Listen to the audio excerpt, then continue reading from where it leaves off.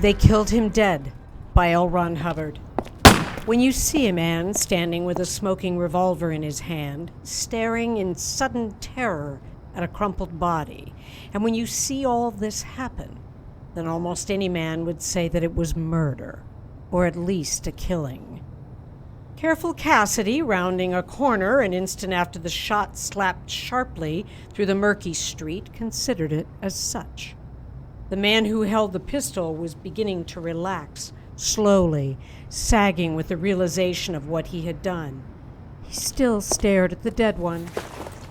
Careful Cassidy strode up and gently took the revolver from the killer's hand. He met no protest whatever.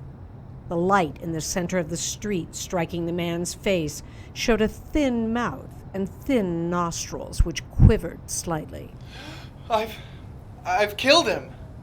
Careful Cassidy took out a pair of shining bracelets and deftly snapped them to the man's wrists. Then he knelt professionally over the crumpled heap of dirty clothing and felt for a heartbeat. That, unsuccessfully done, Cassidy turned the body over and inspected the wound, which was dead center between the man's eyes. "Stick around," said Cassidy to the killer. "I'm Cassidy from the Homicide Squad, and you couldn't have picked a neater minute for the job, and you couldn't have done it better." For the first time, the killer seemed to realize that another man was there. He stared down at his confined wrists and then back at Cassidy. For a moment, he must have considered running away, for he stared with some hope up and down the deserted, shabby street. But Cassidy was tough. Cassidy wore a bowler and a cigar and unpressed pants. He wasn't very tall, but he had a square face which scowled eternally, even in his happiest moments, and he had a set to his shoulders which showed determination. The killer did not run. He attacked me, cried the man. I came around that corner, and he lunged straight at me from behind the lamppost. He was trying to kill me, I tell you. Huh. You knew him, of course. The killer stared intently at the gray, unshaven face of the dead man, noted the worn condition of the clothes and the curiously rigid shoes, and then shook his head. No, I didn't know him. He looks like a mob gunner, ventured Cassidy. But that don't mean anything, of course. Supposing you step into this drugstore with me and let me call in the wagon. Cassidy herded his captive into the store and called headquarters. When he came out again, he noticed, with some annoyance, that a crowd had begun to gather. He held them back from the corpse and waited. Soon, sirens came, and bluecoats unloaded themselves and loaded the stiff and the killer. "Open and shut," Cassidy told the sergeant. The sergeant looked at him, remembered Cassidy's reputation, and said, "Well, if you say so, it must be so. Did you see it done?" Not exactly, but almost all the stiff fall. Let's go, boys." They went. When they got back to headquarters, Cassidy sent for the coroner. He was confident of his procedure. It wasn't usual to leave a stiff lying around on the street, and the case, as he had said, was open and shut, and that was all there was to it. All he had to establish now was the motive, if it had been a killing of spite. To that end, he stood across from the killer and began to fire questions, very careful questions, which showed that Cassidy knew all about his business. I tell you, I didn't even see him there. He just jumped out at me and started to fight. He had a gun in his hand, and it fell down. And I picked it up, and he tackled me again, and I gave it to him. My name, officer, is Smith. I am not the kind of fellow that goes around bumping guys off just for the fun of it. I never saw him before, and all I know is that I had to shoot him to keep him from shooting me. I am a bookkeeper by trade, and I don't have anything to do with gangs or anything. He just jumped me, and I had to shoot him. Uh-huh, said careful Cassidy, elevating his cigar to a firing angle and looking very careful and wise. It looks kind of funny to me. But investigation will bring it all out. Yes, I'm sure it will. He saw that Smith was securely locked in a cell and then went down the corridor saying at every third step and scowling hard as though deep in thought. He met the coroner outside and favored that dapper man who stood twirling his pince-nez upon its black cord with a scowl deeper than the others. I say, Cassidy, Began the coroner. Tut, Brant. Tut. Don't give me any of your foolish theories. I know what I'm doing. And I wouldn't do anything which wasn't right. But after all, I got to think of my reputation. That man says his name is Smith. They all say that. He says he's a bookkeeper, and that must be a lie, too. He says the man attacked him, and that he shot this guy with them guy's own gun. But that's a lie, too. but Cassidy. You know but me no buts, Brant. You don't know about these things, and there isn't much use in your butting into this. If you stay with your stiffs, and you leave me the live ones, my reputation is too good to be questioned on this matter. Didn't I practically see it happen? Yes. But Well, damn it, out with it. the fact is, Cassidy, that this man was not killed with a gun. He was stabbed to death with a knife. Careful Cassidy had reason to blink. He saw then that he had been careless in spite of everything. He should have looked very carefully about the street for other weapons. But then, damn it, he hadn't he? He had everything down in his report and everything ready for the investigation. And now Brant said, Well, what was that again? I said that the fellow was killed with a knife, stabbed 3 times in the back, each of the wounds fatal. As soon as I get down to the morgue, I'll have an autopsy made and we'll know exactly how long he's been dead. Brant was beaming, twirling his glasses and looking most pleased with himself. Although Cassidy did not know it, there were many men about the station and the city who would very much have liked to see him make just one mistake. Cassidy's record was far too perfect, his luck much too good, as was attested this night by fate's letting him step right onto the scene of the crime. What time did you see this happen? 9:13. Now listen, are you sure about those knife wounds? I mean, mightn't they have been... I am certain. And the wounds are rather old. Say a couple of hours at a guess.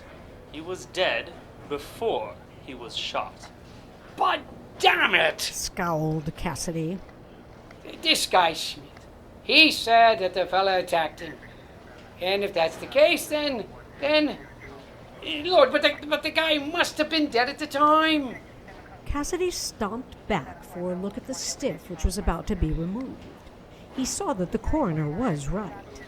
3 knife wounds, deep and fatal knife wounds, any one of which would have done the job, were very apparent in the man's back. Cassidy was so agitated by this discovery that he merely flipped through the papers found on the dead man. The fellow was probably some petty thief from the looks of his loot, but Cassidy could not find further identifying clue. Scowled Cassidy. I get the Parsons killer dead to rights. I get the Sanderson case open and shut.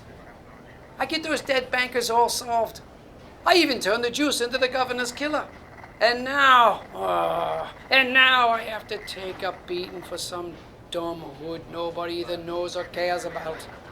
With wrath at such a state of affairs bubbling and seething like a cauldron of poison in his vitals, he decided that he had better go back to the scene of the crime. He did not miss Brant's knowing look as he went out. They were laughing at him. Once again he found the dirty street. At the earlier hour he had been on his way to Mike's palace for a glass of cold beer before bed. But now Mike was forgotten. Cassidy paused upon the corner and intently looked down at the spot where the dead man had lain. he found a trail of blood which led straight down the sidewalk. True, it wasn't very much blood, only a little drop about every 5 feet or so, but the flashlight picked them out, and Cassidy followed them in a crouch like some bloodhound upon the trail of an escaped convict. The drops led up a flight of steps, and Cassidy, upon inspection, discovered that he was at the side door of a Greek restaurant. The place looked to be of somewhat evil reputation, if a quantity of dirt and the smell of decaying slops were any indication. Cassidy entered and saw that there were no patrons. Only the owner stood guard, wiping his hands nervously upon a dirty apron and staring at Cassidy out of sucked-in eyes, which appeared to be carefully packed in larded cotton. You want something to eat? Nah, Said Cassidy, scowling like a storm cloud. I'm Cassidy from the Homicide Squad. The Greek began to shake. He dropped his apron and began to twist at his mustache. But why do you come here? I know nothing about it. I don't know who. Knew then that he was giving himself away. Cassidy went across the room and took the Greek's arm. Cassidy was scowling terribly until it looked as though his face would explode and spatter the room with screaming fragments. Carefully, Cassidy began to lead the man toward the stairs. The Greek went willingly enough, so Cassidy changed his direction. He went toward the kitchen, and the Greek recoiled as though Cassidy had faced him with a ghost. Relentlessly, Cassidy led on. The Greek pulled back harder and harder. Cassidy stopped, and the Greek relaxed. Cassidy started again, and the Greek drew back. It was a silent battle without any great effort. It was merely a mind reader's trick, getting a dupe to lead the way to a hidden object. The process led Cassidy out the rear door and into a court, which looked like a cube of solidified coal smoke, hemmed in by 8-foot gray walls. Now the Greek began to blubber, and Cassidy scowled in triumph. So this is where you did it. Said Cassidy, prowling about the place and snooping into the corners with his flashlight. The Greek stood in silent palsy, kneading his pudgy fingers, and when Cassidy spotted a patch of blood, he could stand it no longer. He cracked with a sound like a bursting paper bag. I had to do it. I don't try to cover anything up, and it ain't no crime to stay alive like I did. Cassidy poked methodically through the trash and finally unearthed a lethal-looking butcher knife, which he handled delicately, his handkerchief protecting any possible prints. Now talk. Oh, I knew there was nothing good coming of this. I knew it. Listen to me. 2 nights now, some feller has been sneaking over the back of that wall, stealing things from me. So tonight I'm here, cleaning me some rabbits, and this feller jumps right on the top of my neck. He was 6, 7, maybe 8 feet tall. And then he had a gun, and he yelled, "I'm going to kill you!" And then he was all over me. And what could I do? I got this knife, and so I stabbed him. Aha. A likely story. He called a wagon on the Greek's phone, and soon the patrol arrived in the Black Mariah, and the Greek was loaded in. But this time, Cassidy was more careful than before. He examined the spikes on top of the wall and found a piece of torn cloth the same color as the dead man's coat. This he took, waving it like a battle flag, and sat himself down beside the Greek in the wagon. He went down to the morgue and was startled to see that Brant was still there. Brant had a cat and cream expression on his face, but Cassidy disregarded that. Somewhat loftily, Cassidy said, I got it now. A Greek killed him in the back of a restaurant. I never fail, Brant. And that's saying more than you can for coroners. Uh-huh. You see this cloth? It matches, and that's that.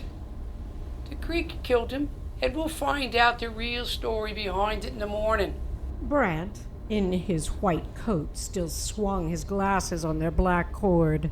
By the way, Cassidy, I might venture to say that... Tut, Brant. Nothing more to say about it. Now, don't crow over it. Someday you'll regret it. That wasn't a mistake of mine. That was a mere oversight. And I would have seen it myself if you hadn't... But the corpse! Began Brant, patiently and sarcastically. Damn the corpse! Cried Cassidy in terrible disrespect. You know, what's wrong with the corpse now? The time of death was about 6 o'clock. About 6 o'clock. And the knife wounds... What's the matter with the knife wounds? I mean, I thought they were fatal. And now I suppose you're going to tell me that he died of water on the kneecap or something. Not quite, old fellow, not quite. You see, the fact is... Brant stopped and flavored his words with honey. The fact is, my dear fellow, that the knife wounds were not fatal, could not have been fatal, because... Cassidy felt the sweat starting out of him, and the cigar he chewed drooped. Go on, damn it. Because he died from a broken spine and internal injuries. Cassidy jumped, as though stung. Go on, this isn't funny. Now, what do you think I am? A school kid to believe all that? Spine my hat. Look, I got the man who did it, and that's all there is to it. No use to bluster, Cassidy. No use at all. Said Brant, sweetly. I have just now discovered that 4 vertebrae are smashed and that the back was terribly bruised. The blood from the knife wounds was not active and flowing. Perhaps it might have dripped a little, but the age of the wounds show that they were made on a corpse, not a live man. You see, such a wound would bruise, and in this case there is no bruise about the knife wounds. You can't bruise a corpse, old chap. The spine was broken in a long fall somewhere about an hour before the knife wounds were inserted. Cassidy heard Brant laughing behind him. And in another's shoes, he would have laughed himself.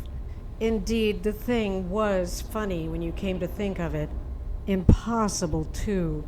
But the coroner was always right, and... The question is... said Cassidy to himself, drooping and feeling slightly ill, and that somebody was making a fool of him. The question is, where did the guy get his busted spine? He took himself back to the restaurant and found that the Greek's wife had taken over. Cassidy stumped about the court, pulled up a box, and again examined the stone wall. But he could find nothing there except that this court was backed by another court. He thought that over. To get into the Greek's backyard, a man would have to go through the house beyond the other court. Therefore, reasoning simply, the dead man must have come out of that house. Cassidy dropped over into the other yard. He was feeling tough again, and he paused to light his cigar. He set his hat at a frightening angle and thundered upon the basement door. After a long wait, a face peered timidly at him. Cassidy elbowed his way into the room. I'm Cassidy from the homicide squad. Who are you? I am the janitor, and, The small, white-faced man looked very nervous. He was bent over from work, and his face bore heavy lines of worry. His eyes were all washed out. He looked like some cast-off winter coat grown too threadbare for use. So what's the matter with you? a slight chill. I stayed out too late last night, and but maybe you want to see the doctor. And where's the doctor? The janitor led the way up a long flight of back stairs. They came out upon a dingy landing. By the light of a small yellow bulb, they could read doctor upon the door at the head of the front stairs. The janitor's nervousness was increasing, much to Cassidy's satisfaction. The janitor knocked. Presently, a tired-looking woman came out and told them that the doctor had been out all afternoon and would not be back until late. But you can wait there on that bench if you want to. Cassidy wasn't interested in benches. He was interested in the janitor. Cassidy prided himself upon his remarkable luck. As soon as the woman was gone, Cassidy confronted the man. Why? Said Cassidy, in a voice which shook the flimsy walls. Why did you do it? A shot in the dark, thought Cassidy behind his scowl. The janitor cringed and looked involuntarily down the steps. Cassidy also looked. He saw that the railing at the bottom had recently been patched. He went down there and saw that the glue was still wet. He also noted that the carpet tacks were ripped out in 2 places on the stairs. It was very plain to him then. Come clean, Said Cassidy to the janitor. I've got the goods and you better tell me all about it, and fast. The flash of a shield and the scowl did the trick. The janitor wilted. I tell you that it was all an accident. I came up here to clean up, and when I went down again, I passed this landing, and a man was sitting on the bench. I tripped on him, and he suddenly jumped up and grabbed me and tried to throw me down. But I fought him off, and when I did, he stumbled and fell all the way down when I got down there. He was dead. A likely story. Sneered Cassidy.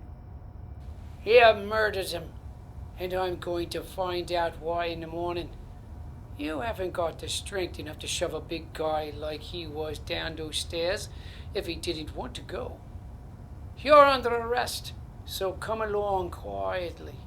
Without further questions, and with great determination, Cassidy dropped his nickel into the payphone in the hall and called the wagon. Stay! Do you think we got nothing to do but grab up your killers? There was a slight laugh in his voice, and Cassidy took it ill and began to say things. But the sergeant hung up, and soon the patrol wagon came. Cassidy saw to it that the janitor was locked securely in his cell. Cassidy was beginning to get a little bit worried about the way he was filling up the jail, but then the occasion seemed to demand such a thing. There was something ominous about all this, and in the morning, Brant came out of an inner office. He had been waiting, although the hour was late. Brant was smiling once again, and Cassidy almost bashed him one. By the way, Cassidy, you know that man you saw shot this evening? Can it? Cried Cassidy in agony. He knew what was coming. He could hear them snickering in the squad room. Careful Cassidy was making an ass of himself, and he knew it. Well, I'm sorry about my misinformation, Cassidy. Continued Brant. I should have made a more thorough investigation beforehand, but you've been so impetuous that... Ah, damn it! I have not. I've been acting on information you gave me, and... Words failed him. He knew what was coming. I was somewhat astonished when I found that there were no bruises to mention in spite of that spine trouble. And so I went to work and took the whole cadaver apart, and I found... Cassidy moaned. What did you find? Brant drew out a dinner ring. It was a cheap affair, set with small gaudy stones. It was big and sharp and green. Brant let it sparkle in the light. This was in his throat. In his throat? Yes, I'm sorry to say that this was the cause of death. He swallowed this ring, choked on it, and then died when it lodged across his windpipe. Yeah, this is a joke. No, I assure you it is not. I found this ring only when I discovered that his blood had rushed to his head, and that he had a collapsed lungs. Then I looked for the ring, and here it is. Cassidy staggered out of there. He went to his desk and found that he had carefully saved the papers and the small items he had taken from the dead man. He found among them 2 other rings of the same size as the emerald-colored one. He found also a wallet with a dollar bill in it. This wallet looked as though it had come from a bigger pocketbook, perhaps a woman's, in that the wallet smelled of face powder and perfume. It contained a driver's license which bore the name Emma Lindsay and the address of 224 Spring Street. Cassidy was haggard. They were still snickering in the squad room. Careful Cassidy's reputation was slowly going up in smoke, and it had to be over a bum nobody cared about at all. Why the hell had he ever come onto the scene in the first place? He went back into the murky night and rode sullenly to 224 Spring Street. He had the wallet in his hand when he rang the bell. A tall, thin, red-faced, and overbearing man answered the door. His whole attitude was a threat, and he seemed about to demand that Cassidy take himself elsewhere at such an ungodly hour. But Cassidy, cigar tilted up and feeling better already, beat him to the draw. Cassidy shoved the pocketbook under his nose. I believe this belongs to Mrs. Lindsay. The man's eyes protruded as though pushed out by terrific mental pressure. He fell back from the door, and Cassidy took that as permission to enter. A woman was standing in the hall staring at him. She was as timid as her husband was overbearing. She was dressed in house clothes, which were somewhat gaudy. She was the kind who hopes to hide a timorous heart by a loud exterior. Oh, I brought you back this wallet. I'm Cassidy from the Homicide Squad. She took the purse as though it were hot. Cassidy drew the dinner ring out of his pocket and held it out. With a small gasp, she seized upon it, and then, as though afraid to leave it lying about, slipped it quickly upon her finger. It fitted perfectly, That's fine. said Cassidy, beginning to scowl. He drew the dead man's gun from his pocket and shoved it at the man. Ever see this before? No, no. That's fine. Then it's your gun, perhaps. The woman began to weep. She clutched at her husband's arm and moaned. Oh, no, we've done nothing wrong. No, we didn't mean to. That's all I wanted to know. So you did kill him. Oh, there's no use putting on an act for me. I know all about it. All about it. You're coming down to the station house with me for questioning. No, wait. I'll tell you all about it. There's no use in your... Cassidy already had the wagon on the phone, and he ignored the jibes which came back to him through the earpiece. The driver saw it was Cassidy when he arrived. He chuckled. The driver had a perfect right to laugh, but Cassidy's scowl was horrible to behold. "Still the same corpse?" said the driver. Cassidy didn't answer that, and they safely arrived at headquarters. Brant was still there, grinning. Cassidy planted himself and his cigar belligerently before the coroner. So, you find that he was poisoned yet? Demanded Cassidy. No, he choked to death. Oh, bet you it was poison. Sergeant, get these people out here. I want to do some questioning. Smith, the bookkeeper, came, followed by the shivering Greek and Mrs. Lindsay, who in turn was followed by the janitor. All 4 of them stood nervously in the bullpen, waiting for Cassidy to start. Now, what happened, Mrs. Lindsay? And tell it straight, or... I was in the kitchen, and a man came around the back door, and he asked me if I had something to eat. He was big, and he was very tough-looking man, and I thought I'd better do what he said. And so I started to get him something. And he came in and he just sat down and he grumbled when I said all I had was some bread and butter and milk.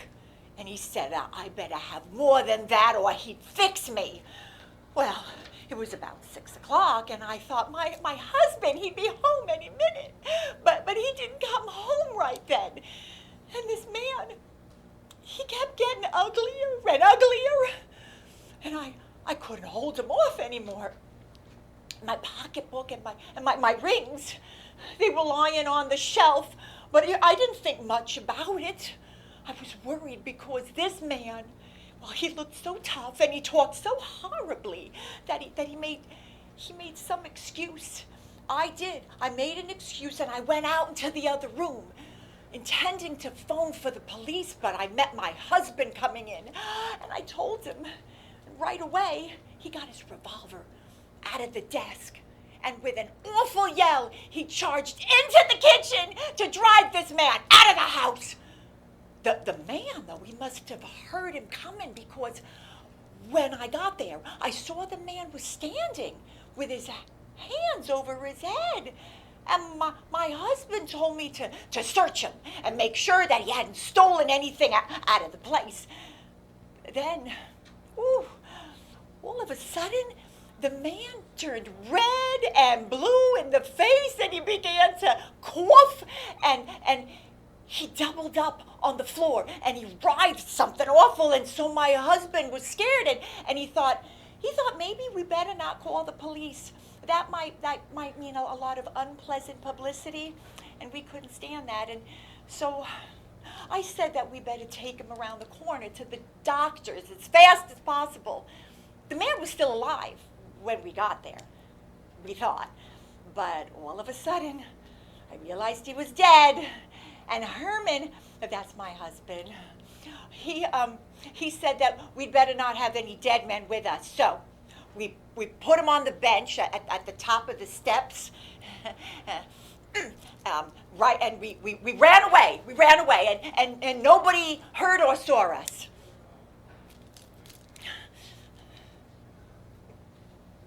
Aha! Just as I thought. He must have stuck your ring in his mouth to hide it, and then choked on it.